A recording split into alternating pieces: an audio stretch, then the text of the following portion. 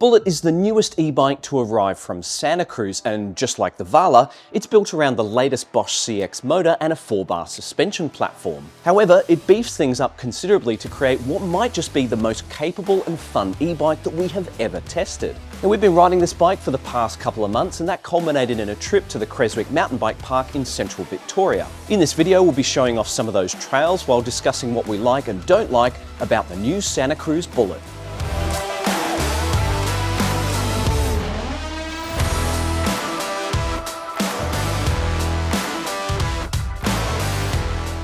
As the biggest and burliest e-bike from Santa Cruz, the Bullet features a mullet wheel setup and 170mm of travel front and rear. The full carbon frame is designed around a 4-bar suspension platform that offers several key advantages over the previous VPP system. It's more neutral under pedaling and braking inputs, and it also allows for an uninterrupted seat tube that will accommodate a longer stroke dropper post. Santa Cruz has built in 2 flip chibs, one in the rocker link to adjust geometry, and one at the lower shock mount to adjust progression. All of the key pivot points articulate on large diameter steel cartridge bearings, which, like the frame, come with a lifetime warranty for the original owner.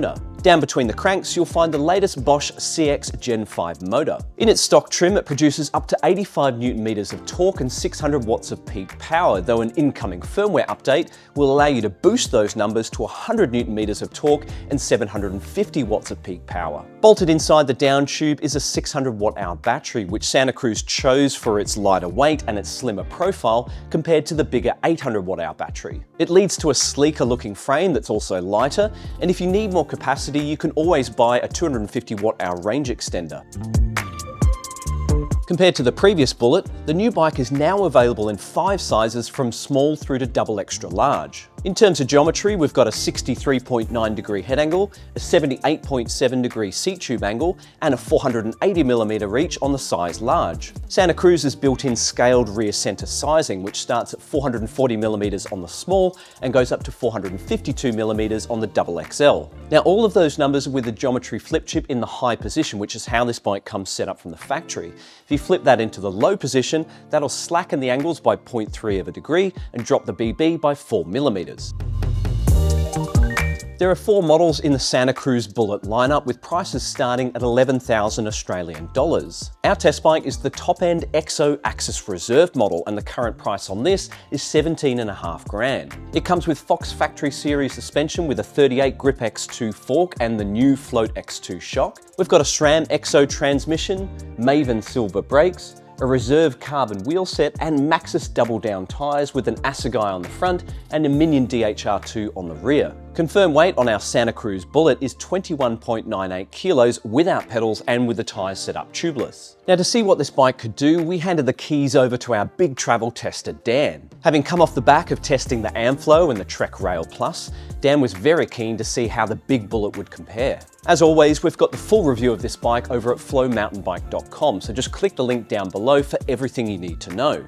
To cover off some of the highlights of Dan's experience with the Bullet, well, put simply, he reckons this is the best handling e-bike he's ever ridden. He was blown away at how capable it is on the descents, a combination of the top-notch suspension, the low-slung geometry, the aggressive tyres, and powerful brakes. The Float X2 is also beautifully tuned by Santa Cruz, and paired to the neutral 4-bar platform, it is very smooth and active back there. Indeed, the Bullet delivers heaps of grip, and it remains composed across rough and chattery sections. The rear wheel gets out of the way quickly when required, but there's no awkward recoil on bigger hits. It is very well controlled while still offering good support for you to push into. And that platform makes the Bullet surprisingly responsive to ride on flowier trails. The low overall weight helps too, and it makes total sense why Santa Cruz decided to commit to that smaller battery. It's almost a kilo lighter than the 800 watt-hour version, and combined with the mullet setup and the low-hanging bottom bracket, the Bullet turns in and rips corners with minimal effort. Now, we should note that Dan mostly rode with the geometry flip chip in the high position,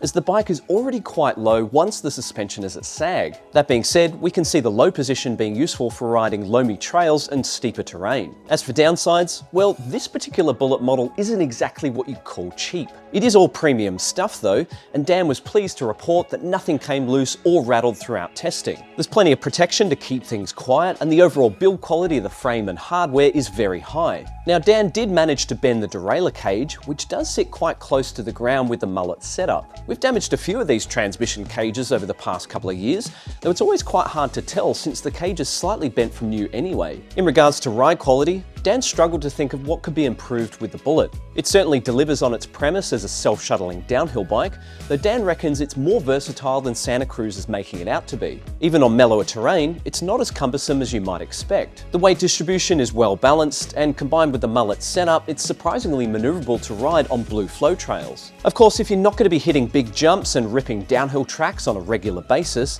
the shorter travel Vala will likely be the better option. The Bullet isn't a pig though, and it's just as capable on the climbs with the steep seat angle and the tall stack, giving it a comfortable and upright riding position. There is heaps of traction, and combined with the powerful and responsive Bosch motor, you can get up some pretty challenging climbs. It would be even better with a 29-inch rear wheel, but unfortunately that isn't an option with this frame. This is a dedicated mullet platform, and that may disappoint some taller riders and anyone who wants more of an all-rounder. But for those who are chasing maximum capability for riding the steepest and gnarliest trails around, the Bullet is an exceptional e-bike. Wrapping things up, we'd love to hear what you folks think of the new Santa Cruz Bullet.